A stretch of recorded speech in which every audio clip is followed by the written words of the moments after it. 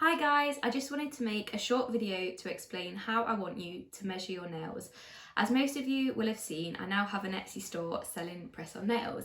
It's helping to keep me busy while we're in lockdown and also making sure that you can get your nail fix while you're at home. So I'm going to get straight into it and show you how I want you to measure them and where you can put the information on my Etsy store to place your order. I have to excuse the state of my nails. They're not done. They haven't been done for a very long time. So hopefully after this I'll put some stick-ons on and I'll look fabulous again. So here we go. So a lot of people ask you to measure your nails differently with different stick-ons.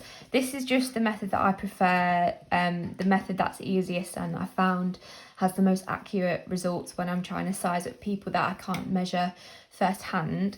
So for my method, I'm using a hard ruler, so not a soft tape, just a hard ruler, or you can actually use a measuring tape because that's also doesn't flex if you don't force it. So what I want people to do is to place the hard surface on top of the nail at the widest part and literally measure from one side to the other without bending or rotating the ruler, so you can see from a bird's eye view how many millimeters it is. So if I line this up, I'm gonna look not through the camera to make sure it's accurate. If I line this up exactly as I think from one edge to the other, I would say that is 8.5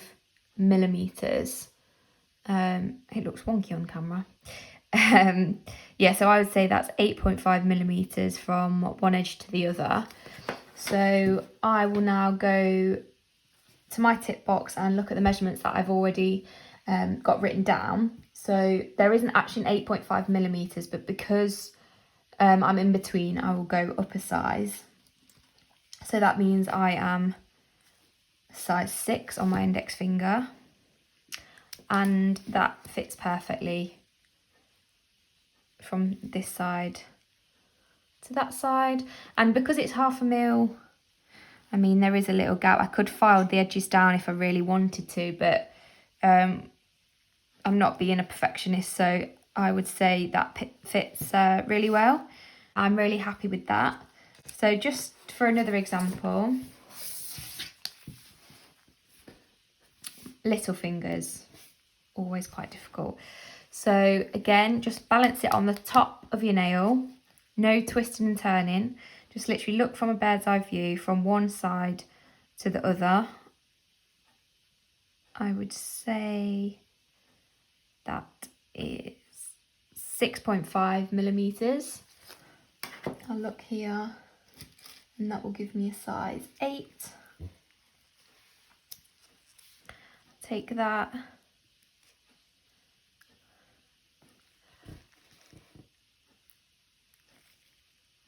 and that is pretty much a spot on fitting. Size 8 is pretty much a perfect fit once it's stuck, once it will be pressed down. So yeah, I hope that's cleared up a little bit of the sizing issues. I know I've had a few teething issues to start with, but getting there. So yeah, hard measure on top of the nail, bird's eye view, and as close as you can to 0.5 of a millimeter. That'd be perfect because my measurements come in millimeters and 0.5 of a millimeter. I just wanted to add that the widest part of your nail is normally quite close towards your cuticle at the base of your nail. So just make sure you double check before confirming the measurements, as I want to make sure that your tips are the perfect size. And hopefully once your nails arrive, they will be accurate and have the perfect fit. So you can find me quite easily on Etsy. I'm called Lavender Grace Nails and I've got 6 listed items on there at the moment. You can have any custom nails you want though, so please don't hesitate to ask. So if you just add a personalisation with the measurements of all 10 fingers and any other personalisations that you want. So it's pretty straightforward, you just have to choose the shape, the length and add the personalisation and you are away.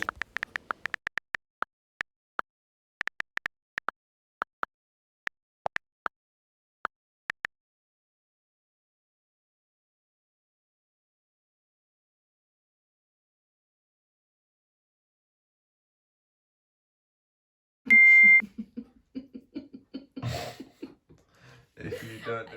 Stop, Granny. I'm not ready. As most of you might have seen, I now have an Etsy store selling press... Hi guys! I can't do it now. What was I laughing at anyway?